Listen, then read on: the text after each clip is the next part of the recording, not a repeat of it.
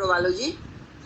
Actually, in the beginning, we thought that we will, what we did, how we planned your microbiology teaching, that we took the curriculum which is provided by the CPSP, and we distributed content as per the system. So you will find it interesting that there is, if there is talk about urinary tract infection, then they will talk about Klebsiella, E. coli, or those group of organisms mainly causing those. If there is a skin and soft tissue infection, my colleagues, they will talk about pathogen which causes a skin and soft tissue infection, and that will cover Streptococcus and Staphylococcus. And if it is bacteremia, then they will discuss endocarditis and the big group of organisms. So we tried to, and if it is meningitis, then Streptococcus pneumoniae, Neisseria, and influenza. And if it is STI, so accordingly, we tried to cover almost all pathogens which are important for you and the one which is endemic here. But in clinical microbiology, when we talk about clinical microbiology, we also talk about something. The first lecture, ideally, it should have been classification and pathogenesis. And one of my colleague, Dr. Zishan, is going to deliver that lecture. But since I am traveling tomorrow to Islamabad, so I requested Zishan to swap with me. So he will discuss classification and pathogenesis tomorrow, I think around 11:30 or 12:30. So my topic is divided into two because we have to cope with the given slot, which is, so that's what I did. I just squeezed my lecture, and my lecture will be divided into two. First thing is sterilization and disinfection, and the second one is use of antimicrobial in clinical practice.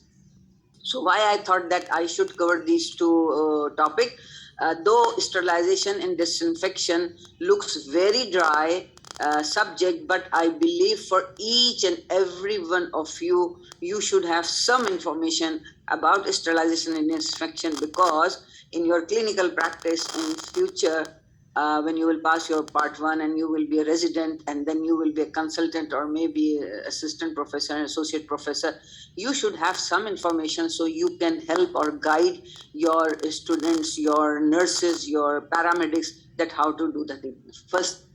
Then the second thing is that why you should know about it, that they ask you in the exam, the very simple thing, that as per your selected discipline, they will ask you, if you are going for pulmonology or critical care, they may ask you for one of the instruments, how will you sterilize it or disinfect it.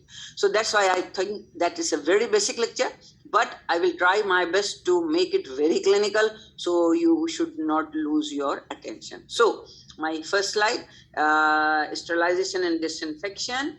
And so before yes, my first slide is sterilization. How would you differentiate between sterilization and disinfection?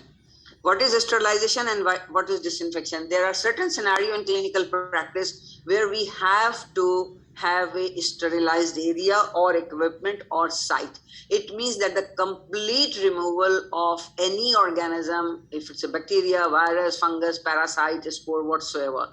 So sterilization is an absolute term where we talk about the removal of microorganisms from that particular area. And if we can achieve this either with the help of steam under pressure, dry heat, and some liquid chemicals. So I will discuss them in a minute. Then disinfection.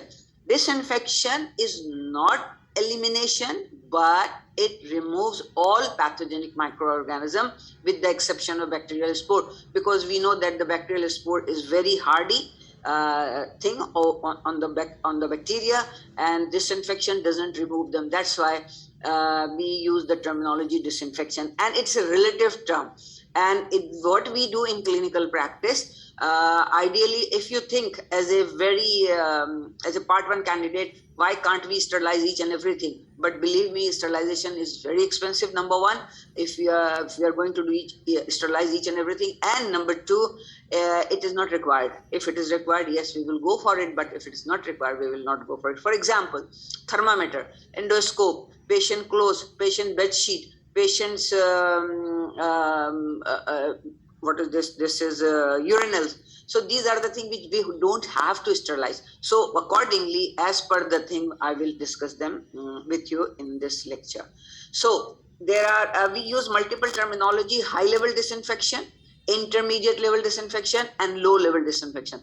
High level disinfection is the one which it destroys almost all organisms except bacterial spores, while intermediate one is the one which cannot remove high number of bacterial spore, but the important thing, which is Mycobacterium tuberculosis, vegetative bacteria, viruses, and fungi, they are removed. And low level disinfection is, it kills almost bacteria, but it's not very effective in certain scenario.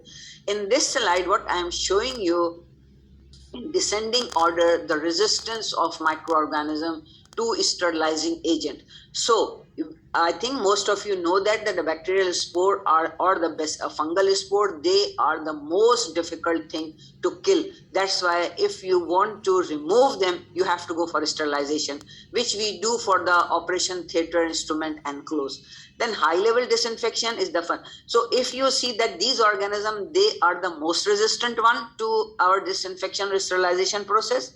Number two is Mycobacterium. Mycobacterium, we all know that is endemic in our part of the world. So we must think about removal of our microorganism for any equipment or for any item which we use for among patients. The third one is the hydrophilic virus, like these are those virus hydrophilic. They are the one like polio virus, Coxsackie virus, rhinovirus. They are the viruses, they are not enveloped. If they are enveloped, virus become fastidious, and fastidious means that they are fragile, very easily we can kill them. So the hydrophilic viruses are poliovirus, Coxsackie. That is the reason they remain alive in the sanitation water or something like that. Low level disinfection is required. It means that the very quality controlled but very low level disinfection is required for the removal of vegetative bacteria, vegetative fungi, lipophilic viruses, herpes simplex, CMV. You will be surprised that hepatitis B virus, HIV virus, and hepatitis C virus, they all come under this category. They are low level disinfection. So we very easily we can kill them. But the problem in our part of the world, especially since disinfection is not very appropriate, you know that there are many hospital acquired infection of hepatitis B, HIV, hepatitis C. So this is our problem. Then the first thing before sterilization and disinfection which is required, you just think about your ward or the institute where do you work, that what they are doing, if you know anything.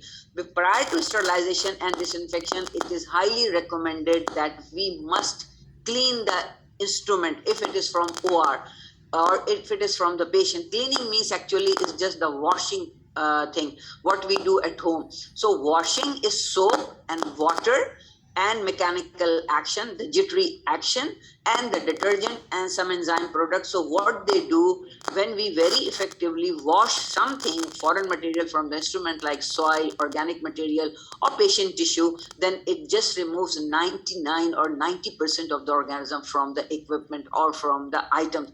So it is a very important step in sterilization, disinfection, and don't forget it up if you are applying these things in your institute, in your practice area, maybe in a clinic or where. Okay, we have to remove all those organisms with the help of water. Then how does these disinfectants are mostly chemical agent? How do we remove them from the instrument? We clean them. So and the efficacy is that the organic load, type and level of microbial contamination, concentration of disinfectant is very important in our life, because if it is the right concentration, it will kill the bacteria and virus. If it is not right and the duration is not right, then at times the organism, they survive the equipment and they are responsible for the transmission of disease. And there are certain instruments, they are very tricky, like endoscopes we use in the GIs and respiratory and and the colonoscopes. So their lumens, their hinges, they are very difficult to clean, and the disinfectant has to reach that side. Then the temperature and pH of the disinfectant, these are important for certain disinfectant, but not for everything. But being a good clinician or a doctor, you should know it. Now, very briefly, what are the various methods available for sterilization? Heat. When someone asks you that what is the best method of sterilization, then it is actually moist heat. What is moist heat? I just give you an example. If you are boiling a water in a kettle at home, when water is boiling and the steam is coming out, suppose if your hand or your body part touches the steam, it becomes you feel the heat, and the latent heat of the moisture of the steam, it just penetrate our skin. So, and it's very painful if you compare it with dry heat. So that is the reason that the moist heat is the best. In ideal situation, moist heat is the best, but heat, maybe moist heat or dry heat, is not easy to take for each and every instrument, because at times they are heat labile. So when they are heat labile, we go for something else. So among heat, moist heat is the best. Dry heat, the second line choice. I will discuss both of them because in clinical practice, in most of the places, we use both of them. That's why we need to understand this. Moist heat with chemical, so we can reduce the temperature, and with the help of chemical, we get the thing. Then there are many chemicals, chlorine, alcohol, many things which we use in clinical practice. Filtration, we don't do it in the hospital practice, but in very big centers like a big pharmaceutical company, they use filter paper with very small hole, so the fluid passes through it. For example, vitamins and many things, we cannot put them in autoclave or in the oven, so they use filtration. Again, irradiation, this is for plastic material which we use, syringes, bags, and so many things, catheter. So with the help of gamma rays, they sterilize them. So we will not go in the detail of this because you are not doing it, but the thing which is available in the hospital, we go for it. So first of all, the preferred method, which is heat, the moist heat. Moist heat is the method of choice, and we use heat stable items. So dry heat, again, is not the method of choice because the less penetration of heat, because it is dry. So if we compare it with the moist heat, so it is less effective.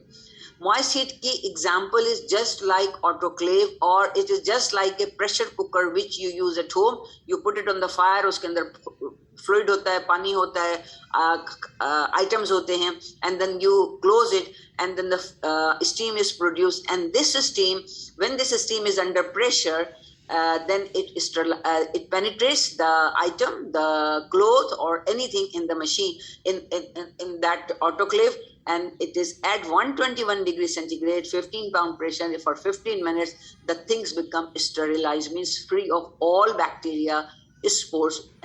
But if you increase the temperature from 121 to 134, the duration it decreases from 15 minutes to 3 minutes, and it helps in very busy hospital because they have to do it time and again on the same day. So moist heat is the most appropriate one. Dry heat, less penetration, less effective, and temperature is very high, which is 160 degrees centigrade to 170, and it is the exposure time in 2 to 3 hours. So the problem is that because of the very high temperature, instrument gets destroyed. That's why we don't do it here. All instrument goes into moist heat, but we have to use it because there are many things which we use in our clinical practice, like flaming, incineration, and at times we have to sterilize powder and Vaseline, and there are many items, so we put them in the hot oven. So autoclave is just an example that in autoclave we put the thing, we push steam over here, so all the air removes, and then the pressure builds with the steam, and they penetrate, and then because of the latent heat, the thing becomes sterilized. So this is very old version, which even it's there in many hospital at the moment, but very modern hospital, they have autoclave of this type, and we put the thing from here, and here there are parameters कि temperature बढ़ रहा है, pressure built हो रहा है, and what is the holding time, it is 15 minutes or it is 3 minutes. So we can just check and we can monitor the process from here. We put the things from here, then it is sealed or closed. We cannot open it as the safety measure, that we cannot open it unless and until the after sterilization the temperature goes down, and then one can remove the stuff from here. So hot air oven, so that was the moist heat. And then the hot air oven, it is just like the oven which you use at your home for making cakes or for baking. So what happens, the heat, the dry heat, it just goes here and there in that area, and then we put the stuff over there, and we can only use those items which are heat stable, I mean 160 to 170 degrees centigrade, so then we can use it. Then there is another new modality which is hydrogen peroxide sterilization.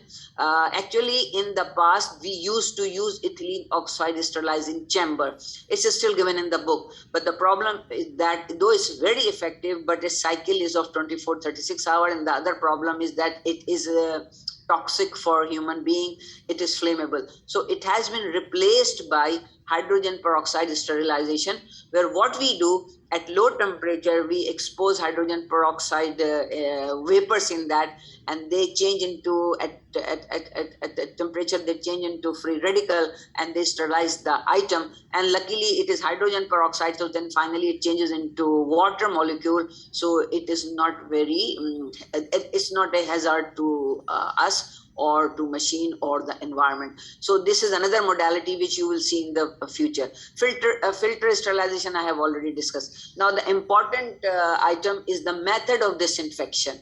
Method of disinfection, you know that the heat जो हम घर में दूध को boil कर लेते हैं, pasteurization. Pasteurization is a disinfection where we remove all those bacteria, vegetative bacteria from the milk, which we think that it may be from the animal milk. जिसमें क्या किया जाता है?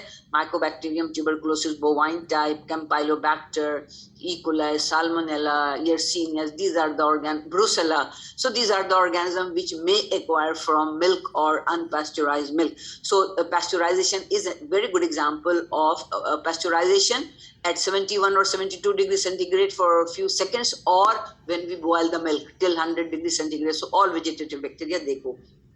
But in clinical practice, the disinfectants are alcohol. Alcohol are the most common one which we use on skin to remove the bacteria from skin before we take blood culture or blood for some test. Halogens are the hypochlorite and iodophore.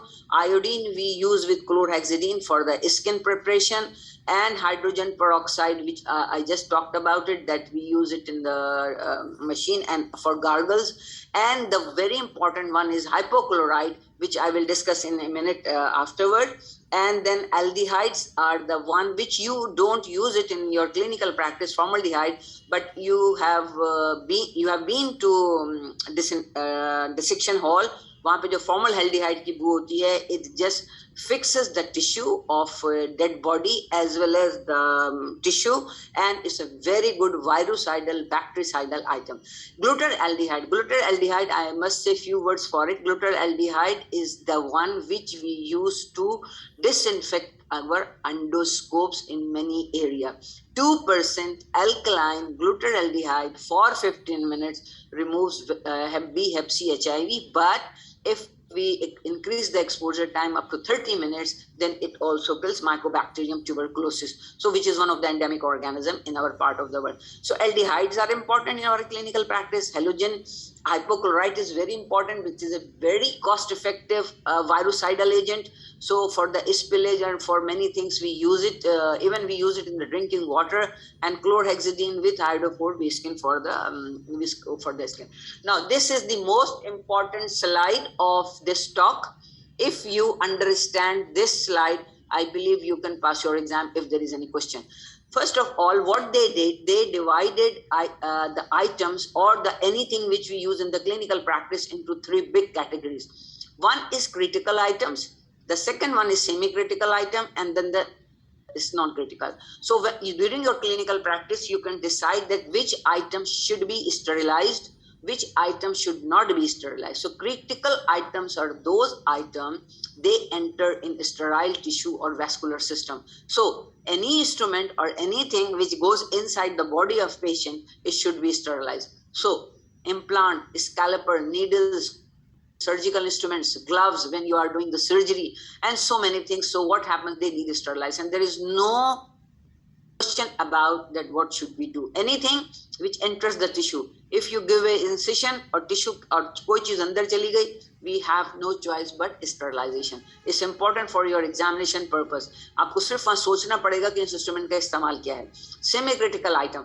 Semi-critical items are those items when they touch the body of the patient, especially the mucous membrane, like endoscope, like laryngoscope, like endotracheal tubes. These are the items, they do not penetrate mucosa and they just touch the mucous membrane. So they need high level disinfection. High level disinfection means that they should be free of any bacteria, hepatitis B, C, HIV, mycobacteria. And we use semi-critical for the we use high-level disinfection for all semi-critical items. So whatsoever is your area, you can think of any instrument, so you can apply this knowledge over it. Thermometer goes into mouth. It doesn't go very deep. So again, for thermometer, many students ask this question that what should we do? So for very simple thing is use this for the patient, wash it, and just alcohol wipe, that should be fine for the next patient. Then non-critical item are those items that just touch skin of the patient, like your stethoscope, tabletops, bedpan. They need low level disinfection. So at times we can just if it is a stethoscope, we can wipe it with alcohol, or if it is bedpan, we must wash it with very hot water, which is 60 to 70 degrees centigrade. So this is low level disinfection.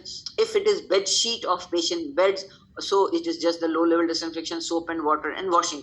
So if you remember this slide, it will help you to that what should you do in your clinical practice. Now, this is another important thing which I was telling just few minutes ago, that when we have to sterilize endoscopes, which we use among patients, use 2% glutaraldehyde. Put glutaraldehyde diluted 2% alkaline solution. Either if you we don't have this sophisticated machine, we use it in the big pan. We put the thing over there, 2% glutaraldehyde solution. We leave it for 15 minutes or 30 minutes. It depends what type of clinic you have. If it is respiratory, then TB का बहुत ज़्यादा मसला होता है. If it is colonoscopy, then have B, HIV and hepatitis C. These are the problems. So we do accordingly. So very important to know this thing. And ये just एक example है कि कहीं पर कोई डिसइंफेक्शन हो तो रही है, लेकिन आइटम डूबा ही नहीं. जब आइटम डूबा ही नहीं तो वो कैसे डिसइंफेक्ट होगा? So we have to look into this because our paramedical staff they don't know this. And this is another instrument. ये तो बहुत ही शर्म की बात है कि इसको हम यूज कर रहे हैं, लेकिन ये कि बहरहाल इस किस्म के इंस्ट्रूमेंट को भी we should look into this to sterilize it. Again just last thing, I think it's about 9:30. I have to switch to another topic. Disinfection of spillage. If you are a surgeon, you are in ER, you are in a ward, you are an intern, we all the time we do see spillage of blood in the ward or the floor or the tabletop. Even जो हमारे पास prescription आती है लोगों की, उसके जो lab में आती है पर्चे, उसके अंदर भी blood और body fluid का लगा हुआ होता है. So what should we do? It's very simple, it's very cost effective. हम क्या करते हैं? सुबह के टाइम ट्यूब लेते हैं, ब्लड ड्रॉ करते हैं, वो गिर जाता है, हम अपने डोमेस्टिक स्टाफ को बुलाते हैं कि प्लीज क्लीन इट, और वो उसको साफ करके जाता है. बट वी डोंट नो कि whether it is full of hepatitis B virus, HIV virus और हेप सी वायरस. एंड वो उस पुअर फेलो को कुछ नहीं पता होता, वो अपने हाथ से उठाता जाता है, फेंकता जाता है, और उसको नीडल स्टिक इंजरी या उसको पेनिट्रेटिंग वुंड होता है, एंड देन ही और she acquires hepatitis B, C और HIV. And there is a great chance that they will acquire it because hep B और hep C they are prevalent in Pakistan. And you know better कि hep सी किस तरह से फैल रहा है. हेप B तो फिर भी जरा सा वैक्सीनेशन से अंडर कंट्रोल है. आप लोग मेरे सामने नहीं हो, लेकिन मैं पूछती जरूर कि आप में से कितने लोगों ने हेपेटाइटिस बी की वैक्सीनेशन करवाई हुई है और अपनी एंटीबॉडी लेवल आपको पता है, because we are expose to patient. और ये हमारे ER में या लेबर रूम में या ऑर्थोपेडिक सर्जरी या वेस्कुलर सर्जरी में ये सारे सीन नजर आते हैं. So this blood they may contain hepatitis B, C virus. So what should we do in the hospital, and what should we advise our infection control group or the domestic staff? First of all, we must decontaminate this body fluid. इसके ऊपर chlorine के powder डालने, इसके ऊपर 1000 parts per million chlorine पोर कर दें अगर बहुत छोटा spillage है, and leave it for 15 minutes and then ask the staff, the domestic staff, to clean it, because it will remove the organism and this is the responsibility of you and me, because we are the padha likha tabqa of the institute and we should do it and we should advise them. And इस slide के साथ मैं सिर्फ ये कहूँगी कि think about your own department कि हम क्या करते हैं और हमें क्या करना चाहिए. इसकी quality control होती है, आपके लिए बहुत ज़्यादा important नहीं, लेकिन जो लोग शायद पैथोलॉजी के लिए पार्ट 1 दे रहे हैं तो maybe quality control of autoclaves, Bowie Dick tube या ब्राउन स्ट्रिप होती हैं या बैक्टीरियोलॉजिकल स्पोर टेस्ट करते हैं.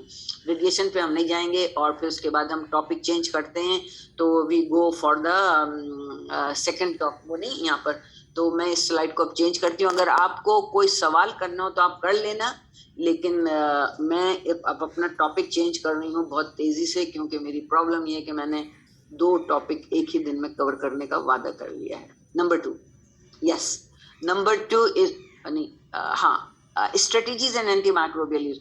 Why did I think I must सिद्दीक़ लोगों को नजर आ रहा होगा ना? So why did I think that it is a very important topic and I must discuss with you half an hour. ज़्यादा टाइम था नहीं. अगर आप लोग रिकमेंड करोगे तो शायद हम लोग इसको फिर 1 घंटे का लेक्चर कर देंगे अगले कोर्स में. It entirely depends upon you people. हाँ, so strategies and antimicrobial use. अपनी बात सच्ची बताऊं तो when I was a medical student and I became a doctor, मुझे ज़्यादातर antimicrobial का यूज जो है वो मेडिकल रैप पढ़ा कर जाते थे, and I used to feel jahil as far as the use of antimicrobial are concerned, कि where I should use, what should I use, what is the most appropriate antibiotic. But with my training, I got the idea that it's very simple provided we know the basic. उन्होंने हमारे medical rap कह गए ये दे दीजिए तो हमने वो दे दिया. ये नहीं पता कि वो कितना ब्रॉड स्पेक्ट्रम है, ये नहीं पता कि उस जगह पे पेनिट्रेट करेगा कि नहीं करेगा, and maybe it's not a infection. So that's the reason I thought that I must discuss just even in half an hour with you. Maybe you find 1 or 2 question in the exam, or maybe you don't find any question in the exam, but it will help you in your clinical life. और हमारा objective ये है कि we should teach you clinical microbiology to prepare you for your best resident in the world. So what is antimicrobial? Antimicrobials are chemotherapeutic agent, and chemotherapeutic agent, they are just the either they are produced by chemical reaction or they are part of some molecule. For example, cotrimoxazole is not an antibiotic. For example, for the treatment of syphilis, they used to use gold. Still they are using many chemicals, so these are chemical substance, not antibiotic. Even chloroquine, quinine is the part of the bark of some plant, so it's not an antibiotic. And antibiotics are those products which are produced by the multiplication of microorganisms. For example, penicillin का तो example किसी को भूलना भी नहीं चाहिए. Nobel Prize मिला था उसको कि due to the multiplication of penicillium fungus, scientist realise कि जहाँ पे ये पेनिसिलियम ग्रो होता है वहाँ पे स्टाफ नहीं ग्रो हो रहा है. वहाँ से उसने उसका रिसर्च शुरू किया और देन दे रियलाइज कि जब पेनिसिलियम फंगस मल्टीप्लाई होता है तो उसके अंदर से एक प्रोडक्ट प्रोड्यूस होता है which is penicillin. And you know the use of penicillin in the world. It has changed the world of infectious diseases. So antibiotics are those they are produced during the multiplication of some organism. Antimicrobials 4 big groups. And most of them they are antimicrobial which we use in clinical practice. So what are antimicrobials? Actually, when they work on the philosophy or theory of selective toxicity. What should we do? What happens when they enter in our system? So this our priority should be to use those antibiotics. They selectively affect microorganism. So we will discuss this further. So selective toxicity, not for human being, and the best example is penicillins and cephalosporin. They and the vancomycin group, that they act on bacterial cell wall, and human cell we don't have cell wall. So this is selective toxicity. That's why these drugs are by and large, these drugs are safe for us because they are selectively they kill microorganism or bacteria. So this is selective toxicity. Then bacteriostatic versus bactericidal. There are many drugs, they are bacteriostatic, they just stop the multiplication of bacteria, but there are many, they are bactericidal, they kill the bacteria. All penicillins, cephalosporins, they are bactericidal, they kill the bacteria. So in certain situations, in most of the situations, bacteriostatic drugs are sufficient because our immune system complements bacteriostatic effect, and both of them, they fight with the organism and they eradicate the disease or the patient recover ho jata hai. The bactericidal drugs are those drugs, they kill the bacteria, and they, in very serious infection like meningitis, like septicemia, like in the bone marrow transplant patient where there is very low level of neutrophil, we use bactericidal drug. So for very serious infection, we go for bactericidal drug, but for something which is not very serious and patient is immunocompetent, we go for bacteriostatic. For the treatment of any infectious disease, believe me, antibiotics or antimicrobial, they don't work on their own, they work with our immune system, and our immune system is the one which helps in the eradication of organism. Now the spectrum of activity, many times if we don't know anything, we go for broad spectrum antibiotic, but at times when we know the thing, we go for the very precisely to kill that particular organism, not the normal flora. What is normal flora? Normal flora, मेरा ख्याल है one of the lecture में one of the colleague will discuss with you, but the normal flora for today, they are the one, they help our body to, or they protect our body from pathogenic organism, from our GI tract, lower genitourinary tract, upper respiratory tract, all over the skin. This normal flora, इसने cover किया हुआ है just like a blanket to our body or mucous membrane. So they help us, and they are the one, they help us. So that's why all the time broad spectrum antibiotic की वजह से super infection जो आपने word सुना हुआ है वो problem करता है. Then very briefly I will go through the big groups of antibiotic. The first antibiotic penicillin GV, very narrow spectrum for gram positive. Then ampicillin, amoxicillin, उसके बाद नहीं आई. ये भी a little bit broad spectrum, gram positive as well as gram negative को cover करता है. Unfortunately both these two group of drugs, they are beta lactamase unstable. So they are not beta lactamase stable. तो clinical practice में बड़ा limitation हो गई इनकी use की, because very limited organism we go for. Then another group, cloxacillin, methicillin, oxacillin, they are anti-staphylococcal penicillin and they are beta lactamase stable. So वो staphylococcus aureus जो MRSA से नहीं है वो असल में इन ड्रग्स को रिस्पॉन्ड करते हैं. The third one is the piperacillin, ticarcillin, carboncillin. अभी आप लोग को अगले किसी लेक्चर में हम Pseudomonas aeruginosa पढ़ाएंगे. These are the drugs, they are known as anti-pseudomonal penicillins. They are very broad spectrum antibiotics and they eradicate Pseudomonas aeruginosa from our system. They are which are कहने को तो opportunistic organism है, लेकिन immunocompromised patient की जिंदगी में मुश्किल डाल देते हैं. Co-amoxiclav and piptazo, these are the drug. इसके अंदर एमॉक्सिसिलिन है, लेकिन इसके अंदर एक मॉलिक्यूल डाल दिया गया है क्लावलानिक एसिड. ये पेपरासिलिन है. अच्छा, ये ग्रुप भी ना बीटा लैक्टमेज अनस्टेबल है. इनके अंदर टेजोबैक्टम डाल दिया गया, तो with the help of tazobactam and co-amoxiclav they have become beta lactamase stable. तो बहुत पावर इस ड्रग की बढ़ गई है. So this is the group of anti penicillins which we use in clinical practice. Cephalosporin first, second, third, fourth, fifth. Fifth वाली पाकिस्तान में अभी तक अवेलेबल नहीं है, but first, second, third and fourth, these are the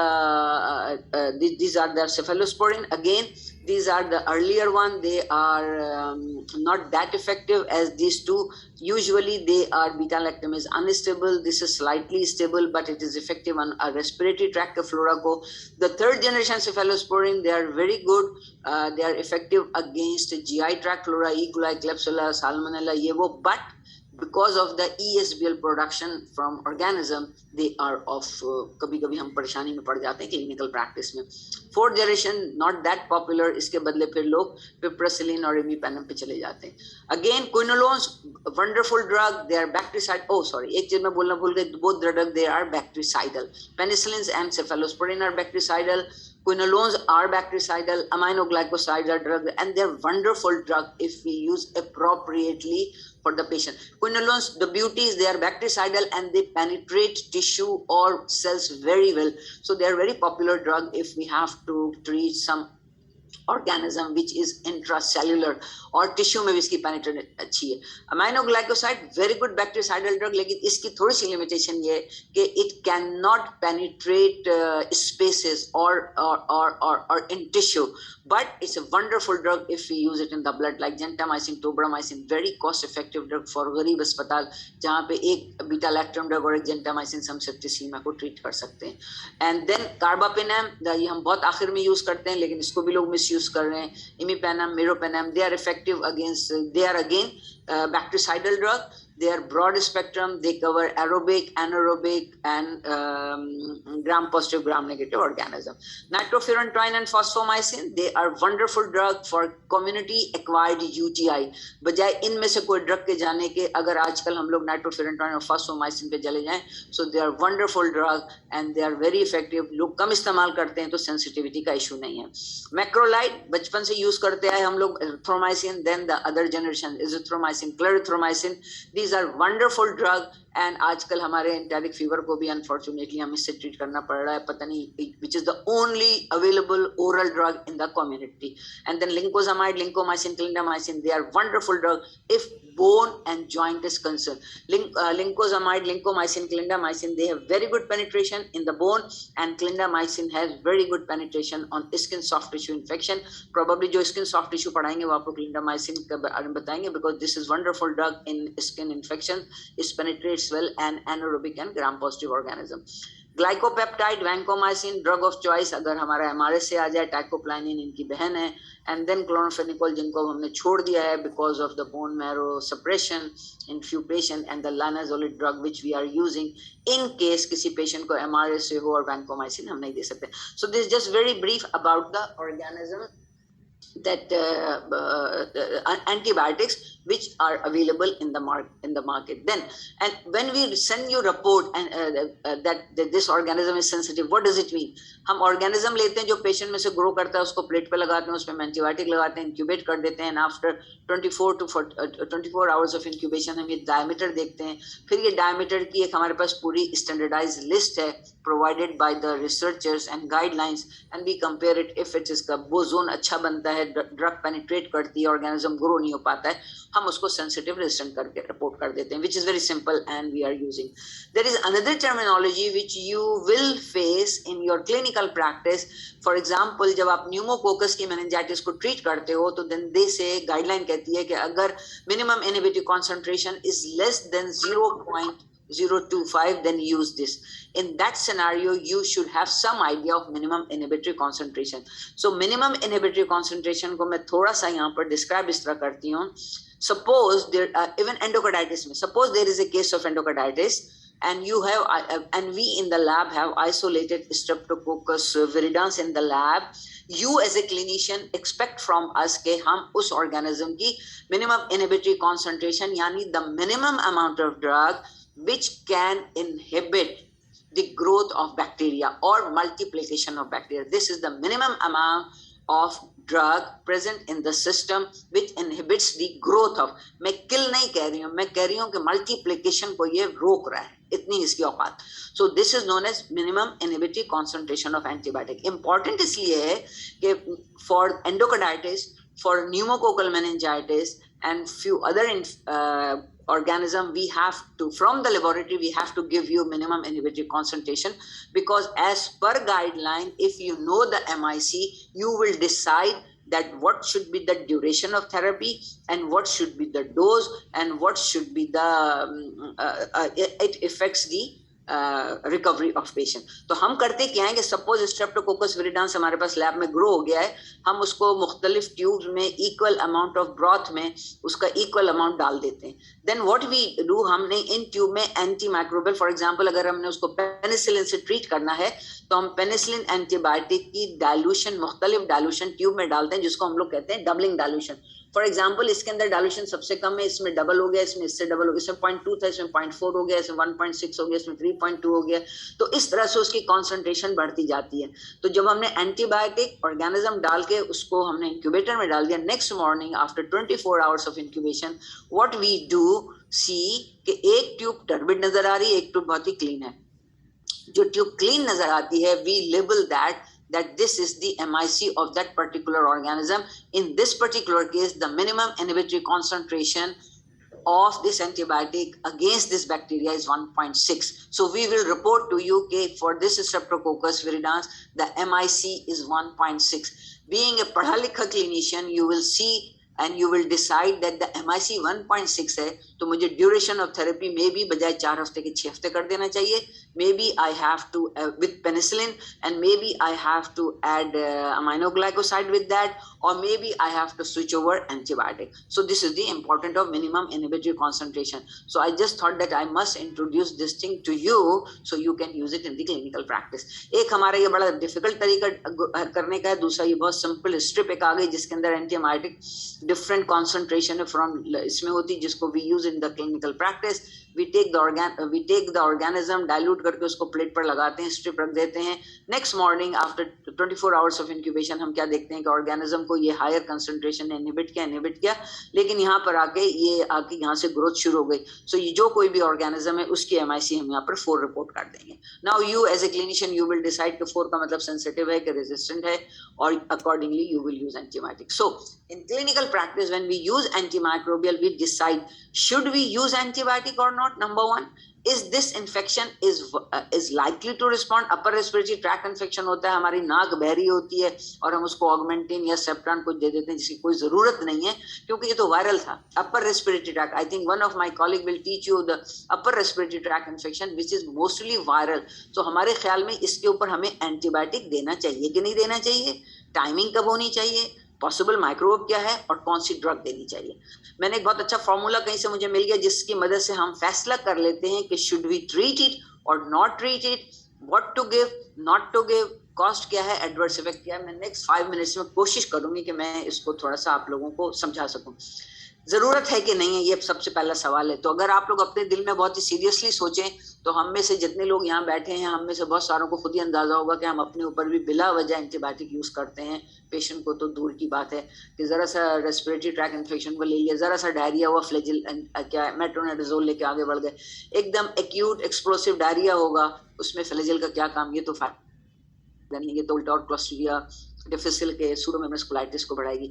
हर आदमी उसको amoebiasis label करता है, लेकिन अमीबाइसिस का तो जरा क्रॉनिक प्रोसीजर होता है, स्लो वो डेवलप होता है, नॉट लाइक कैम्पाइलोबैक्टर, एकदम not like Vibrio cholera, not like enterotoxigenic E coli. तो जरा सा सोचने की जरूरत है हम सब लोगों को।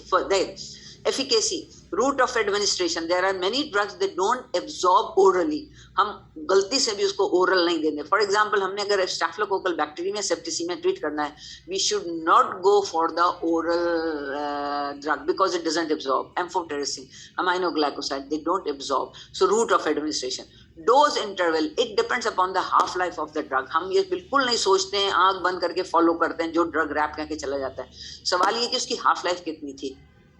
फॉर एग्जाम्पल एक ड्रग है सेफेटैक्सिन, इसकी हाफ लाइफ है 3 घंटा, तो इसको हम लोग देते हैं 8 आवरली। उसी की जगह सेफ्ट्रैक्सोन है, सेफ्ट्रैक्सोन अवेलेबल है मार्केट में रोसिफिन के नाम से ज्यादातर, बल्कि और भी नाम बहुत सारे। तो सेफ्ट्रैक्सोन है, इसको हम वंस अ डे भी कहते हैं क्योंकि इसकी हाफ लाइफ 16 घंटे। लेकिन एंटेरिक फीवर को जब हम ट्रीट करते हैं या एंडोकार्डाइटिस को ट्रीट करते हैं या मेनिंजाइटिस को ट्रीट करते हैं जहाँ पे ड्रग लेवल बहुत क्रूशियल है, वहाँ हम इसको BD देते हैं because we want to have a very good level in the blood. Endocarditis में ड्रग का पेनिट्रेशन बहुत इश्यू होता है। So dose interval is very important. अगर आप जब इस्तेमाल कर रहे हो, you must look into that guideline. हो सकता है आपको याद नहीं हो शुरू में, you must look into the guideline what is the dose interval. For example if you are treating osteomyelitis, अगर हम वहाँ पर ऑर्बेनिन या मेथिसिलिन ग्रुप की ड्रग यूज कर रहे हैं, so should it be 8 hourly, should it be BD, ज्यादातर इसको 6 आवर्ली दिया जाता है because of short half life. तो short half life depends and it is very important to use drug accordingly. Duration 1 हफ्ता देना, 2 हफ्ता देना, 3 हफ्ता देना, 3 महीना देना है कि देकर भूल जाना है. हम में से बहुत से लोग देकर भूल जाते हैं और पेशेंट न मालूम कब रहता है.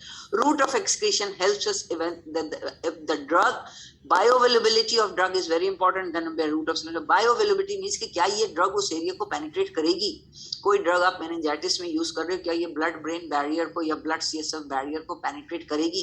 क्या क्लिंडामाइसिन का कोई रोल है मेनिंजाइटिस में? नहीं है, दो के drug organism sensitive. Because bioavailability tells us that which antibiotic we should go for because it penetrates, it crosses the blood brain barrier and then it works. So bioavailability, जब भी हम बहुत सी ड्रग के बारे में कहते हैं नहीं मेनिंजाइटिस में कोई इस्तेमाल नहीं है, ब्रेन एब्सेस में कोई इस्तेमाल नहीं है, एम्पाइमा में इस्तेमाल नहीं है.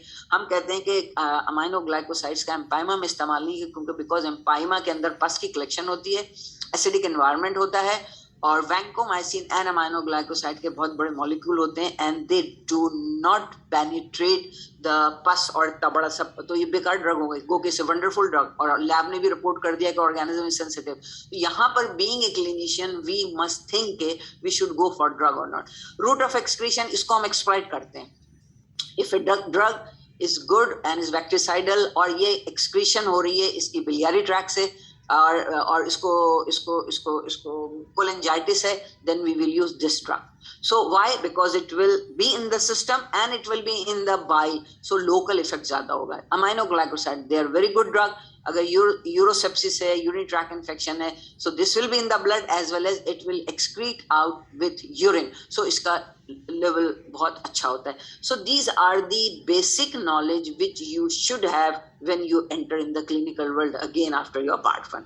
Safety, drug कितनी safe है? Like aminoglycoside, vancomycin, मैं बोल तो रही हूँ बार बार, but they are potentially nephrotoxic. So we must look into it कि हम इसको क्यों कैसे इस्तेमाल करें, वो मैं यहाँ पर डिस्कस करती हूँ. Toxicity, peak and ट्रॉफ. कॉस्ट हमारे लिए तो बहुत बहुत इंपॉर्टेंट है. गरीब मुल्क है, गरीब आवाम है, तो we must look into the pocket of patient कि ड्रग कितनी महंगी है, कितनी सस्ती है. हमें महंगी के बजाय सस्ती ड्रग है तो हम यूज कर लें.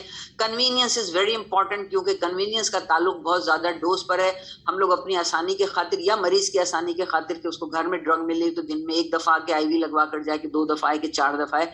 It's very important to think about convenience. Then the adverse effect, this is very important for all of us to know, especially aminoglycoside, gentamicin. हम इनका क्या करते हैं कि हम इनको जब डोज दे रहे होते हैं तो 2 या 3, वैसे तो यूरिया क्रिएटिनिन से जब हम मेडिसिन में आए थे तो उस वक्त यूरिया क्रिएटिनिन को टेस्ट किया जाता था. But now kits are available to check their level after the dose and just before the next dose. After the dose का मतलब ये डोज दे दिया, 1 घंटे के बाद ब्लड ले लिया चेक करने के लिए जेंटामाइसिन का पीक. ट्रफ दे दिया कि जब अगला डोज देने वाले हैं उससे फौरन पहले उसका ब्लड ले लिया. Trough actually determines the renal function. अगर बॉडी एक्सक्रीट आउट कर रही होगी, एग्जांपल देती हूँ जेंटामाइसिन की, if body is excreting out gentamicin from the system, so the trough level will not be more than 1 or 2. अगर किसी के ब्लड में trough level less than 1 or 2 है, इसका मतलब कि उसका किडनी हमारा डैमेज नहीं हुआ उस मरीज का, and we can continue the same dose. But peak determines के उसके बॉडी में लेवल कहाँ तक गया है. जेंटामाइसिन के बारे में कहा जाता है, सबसे इजी एक्सरसाइज इसकी एग्जांपल दे रही हूँ. जेंटामाइसिन का level should not be more than 8 to 10 milligram पर लीटर ऑफ ब्लड. तो इतनी डोज दें कि वो उसको क्रॉस ना कर सके. अगर हम उसको टीआईडी डोज दे रहे हैं, अगर हम उसको सिंगल डोज दे रहे हैं तो वो फिर बात की बात है, वो फिर कभी और जिंदगी रही तो डिस्कस कर लेंगे. Then follow up, what is the duration, and आपने दिया, सही दिया, गलत दिया, क्या दिया. उसके बाद एक और terminology we use in the clinical practice, आप भी देखते होगे, combined drug therapy. Indication combined drug therapy का क्या है कि एक ड्रग से गुजारा नहीं हो रहा, we go for 2 or 3 or 4 at times 4 drug to achieve adequate cover in mixed infection. Like surgical case example ले लेते हैं, ruptured appendix, ruptured uterus, pelvic sepsis after delivery. So we don't know what are the organisms. There may be aerobe, there may be anaerobe, there is vaginal flora, there are gram-negative rod, there are anaerobes. So we use ampicillin, gentamicin and metronidazole, or we use ceftriaxone, cefotaxime with metronidazole. So इसे combined drug therapy and culture भेज देते हैं, तो फिर ये देख लेते हैं बाद में जो growth है accordingly कर लें. It prevents drug resistance. Best example is TB. 4 drug देते हो शुरू में, फिर आप रोक लेते हो. क्यों? वो क्या करता है, कोई म्यूटेंट होता है उसको रोक लेता है. सिनर्जी की एग्जांपल मैंने अभी ब्रीफली एंडोकार्डाइटिस में दी थी कि beta lactam drug with aminoglycoside, they increase the effectivity of the drug. Aminoglycoside on its own cannot penetrate the cell wall of streptococcus, but when we use it with beta lactam drug, penicillin will destroy the cell wall or it will not allow the synthesis of cell wall. तो bacteria का जब cell wall नहीं बनेगा, week हो जाएगा, तो aminoglycoside will enter in the cell, they will act on the ribosome and they will kill bacteria. Both are bactericidal. तो आप इसको इस तरह समझ लो कि 2 + 2 = 4 होता है, तो ये 2 + 2 = 22 हो जाएगा. So this is synergism. And at times to reduce the dose of a toxic drug, we add another one. ये हम एग्जाम्पल इसकी दी जाती है अमूमन एम्फोटेरेसिन एंड 5-फ्लोरोसाइटोसिन की. Amphotericin is a nephrotoxic drug, उसकी डोज कम करें 5-फ्लोरोयूरेसिल दे दी जाती है ये फंगल इन्फेक्शन को ट्रीट करने के लिए. प्रॉब्लम क्या है कंबाइंड ड्रग थेरेपी का? एक तो पैसे बढ़ा दिया आपने, कॉस्ट महंगी ड्रग हो गई. सुपर इन्फेक्शन, इनमें जो है हमारे कैंडिडा और दूसरे अपॉर्चुनिस्टिक ऑर्गेनिज्म को मौका मिल जाता है, टॉक्सिसिटीज की होती है, and at times there can be antagonism. एक बहुत ही अच्छी सी स्लाइड है सीडीसी की, सिर्फ आप लोगों को एक समझाने के लिए कि आम हालात में जब बैक्टीरिया मल्टीप्लाई होता है, तो बैक्टीरिया जब मल्टीप्लाई होता है तो देयर इज ए चांस कि उसके अंदर खुद ही म्यूटेशन से कुछ रेजिस्टेंस होता है. ये स्लाइड सिर्फ इसलिए दिखाती हूँ कि we clinician how we are helping bacteria to develop resistance. तो एक तो ये नेचुरल म्यूटेशन का तरीका जो कि हो ही जाती है. फिर क्या होता है कि कोई एक रेजिस्टेंट ऑर्गेनिज्म आ जाता है और ये रेजिस्टेंस जीन ट्रांसफर होता है फ्रॉम बैक्टीरिया टू अनदर. तो ये तो नेचुरल मैकेनिज्म है जो कि हो रहा है, लेकिन ये बड़ा स्लो हो रहा था. इसको हम लोगों ने बीइंग क्लिनिशियन हमने इसको कैसे बढ़ा दिया दुनिया में. फॉर एग्जाम्पल एक पेशेंट आता है, चूंकि मैं आगे जाके कीमो वो antimicrobial prophylaxis prior to surgery पे जा रही हूँ, तो मैं थोड़ा सा ये बता दूं कि जब पेशेंट आता है वार्ड में दाखिल होता है रात को, तो समझे ये उसका गट का फ्लोरा है, कोई एक ऑर्गेनिज्म रेजिस्टेंट है, बाकी सारे के सारे सेंसिटिव हैं. हम लोग बहुत ही स्मार्ट क्लिनिशियन क्या करते हैं कि रात को उसको पहला प्रोफाइलेक्सिस दे देते हैं. होता क्या है कि उनके सारे सेंसिटिव ऑर्गेनिज्म मर जाते हैं और को प्रीडोमिनेट कर जाता है resistant organism in the system. जब ये resistant organism in the system होता है, because of the selective pressure, जो मैंने शुरू में कहा था कि ऐसा प्रेशर पड़ा कि सारे ऑर्गेनिज्म चले गए और ये जो रेजिस्टेंट ऑर्गेनिज्म आ गए, ये ऑर्गेनिज्म जब सर्जरी होगी और उसके बाद उसको तो infection because of those organism होगा. So we use antibiotic, we produce selective pressure, we promote करते हैं एक्विजिशन ऑफ रेजिस्टेंट और फ्लोरा, और ये मल्टी ड्रग रेजिस्टेंट कहलाते हैं, जो कि हॉस्पिटल और कम्युनिटी में हम लोगों की मदद से ये सारी हम, मुझे टाइम नहीं है कि मैं थोड़ा सा इन्फेक्शन कंट्रोल डिस्कस करूं, but because of the lack of our hygienic practice, hand washing, sterilisation, disinfection, so many things के एनवायरमेंटल की क्लीनिंग, हमारे गंदे हाथ से ये सारा कुछ होना. So what we do, dissemination of antimicrobial resistance in the hospital, जिसकी ये 2-3 एग्जांपल है, जिसको पूरी दुनिया में कितना तेजी से हम लोग को क्रेडिट जाता है एंटी माइक्रोबियल रेजिस्टेंस को पूरी दुनिया में फैलाने का, कुछ पेशेंट्स को, कुछ हम लोगों को. आखिरी वो मेरे पास है भी 5 मिनट है, आखिरी 5 नहीं 2 ही मिनट है ना, सीधे का 5 मिनट ले लो, एक आ गई है. अच्छा, so just to share this thing because it's also very important and I am very happy कि बहुत सारे कैंडिडेट आज मेरे सामने, तो एटलीस्ट कुछ पेशेंट का तो भला हो जाएगा. Prophylactic use of antibiotic, objective क्या है जब हम सर्जरी कर रहे हैं?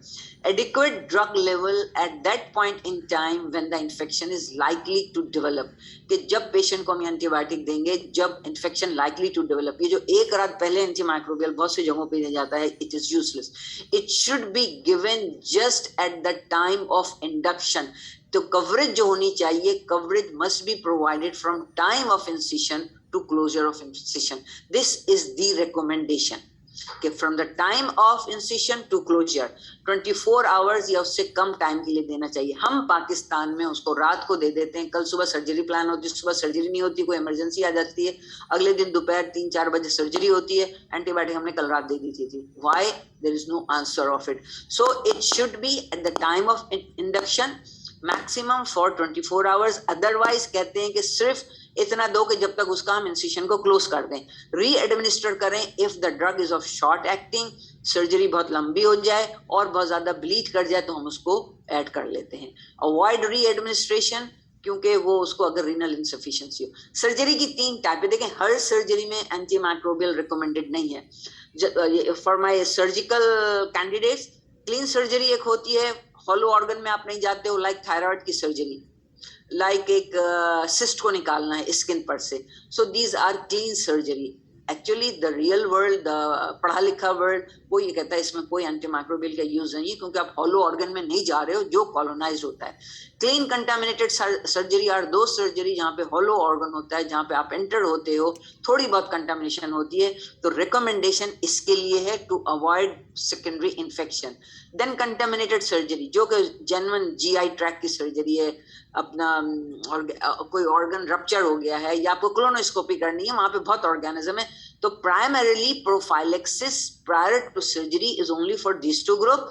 ये तो ऑलरेडी इन्फेक्टेड है, किसी का अंदर समझो कि सेप्सिस है, फटा हुआ है विसरा और उसको अंदर पस भरी हुई, तो ये तो हम ट्रीट करेंगे, इसको हम कीमोप्रोफाइलेक्सिस नहीं देंगे। लेकिन अगर इलेक्टिव सर्जरी इनकी हो रही है तो यहाँ पर हम प्रोफाइलेक्सिस देते हैं। तो क्लीन सर्जरी में इन्फेक्शन 1 to 2% होता है, इतना नहीं होता है। क्लीन कंटामिनेटेड में 2 to 9% है, कंटामिनेटेड में 3 to 13% है। अब हम देंगे क्या, तो कहते हैं कि surgery involving an incision through colonised mucosal surface, वहां पे इंडिकेशन है। Surgical procedure more than 2 hours, उसको कीमोप्रोफाइलेक्सिस देनी है। डेंटल प्रोसीजर चूंकि उसके अंदर माउथ का फ्लोरा होता है तो वो अलग बात है। Duration, antimicrobial prophylaxis after wound closure is unnecessary. हमारे पाकिस्तानी थोड़े बेचैन रहते हैं, तो मैं तो कॉम्प्रोमाइज करती हूँ कि चलो भाई 24 आवर्स कर लो, not more than that. Prolong use of antimicrobial associated with emergence of resistant organism, जो मैंने शुरू में दिखा दिया, तो प्रोफाइलिक्स should not be more than 24 hours. This is the last slide, second last slide. ये सिर्फ ये दिखा रही हूँ कि जब भी आप अपने हॉस्पिटल में पॉलिसी बनाओ फॉर एंटीमाइक्रोबियल यूज और प्रोफाइलेक्सिस, वी मस्ट थिंक कि हम किस रीजन का बना रहे हैं, हम किस रीजन का बना रहे हैं। क्या हम उसको बिलियरी ट्रैक सर्जरी के लिए बना रहे हैं, क्या हम उसको अपेंडिसेक्टमी कोलोरेक्टल सर्जरी के लिए, क्या रेस्पिरेटरी ट्रैक है, क्या ऑर्थोपेडिक है, कार्डियोथोरेसिक है, यूरिनरी है, या ये ऑप्शन गायनी है। Because mostly post surgical infections are due to normal flora over there, and at times if sterilisation, जरा बुला लीजिएगा उनको, आपका लगता है कनेक्टेड नहीं है हमारा कंप्यूटर। ओके 10 बज रहे, अच्छा। सो this is important for all of you, जो जिस डिसिप्लिन का है, जो जिस वार्ड में काम कर रहा है, we must think of those organisms present in that area, so we should go for prophylaxis against those organisms. For example, respiratory tract के पैथोजन क्या होते हैं, respiratory tract का फ्लोरा क्या है, हेमोफिलस है, स्ट्रेप्टोकोकस निमोनिया, मोरेक्सेला है। So the drugs which we will use will be a simpler drug for respiratory tract, यानी ear की सर्जरी है, throat की सर्जरी है।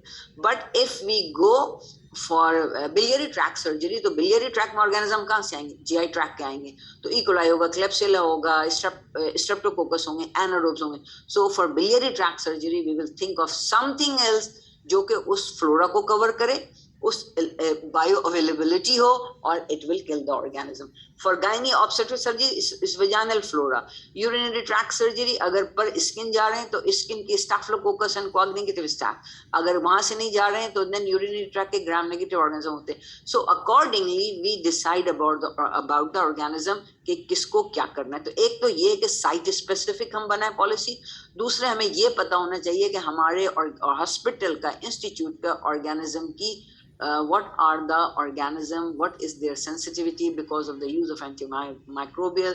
These organisms, they have become resistant, and when they have become resistant तो उससे हमें खुद बहुत प्रॉब्लम होती है कि हम किसको यूज करें और क्या नहीं करें। तो अपने यहाँ के फ्लोरा का एक हमें थोड़ा बहुत आइडिया जरूर होना चाहिए।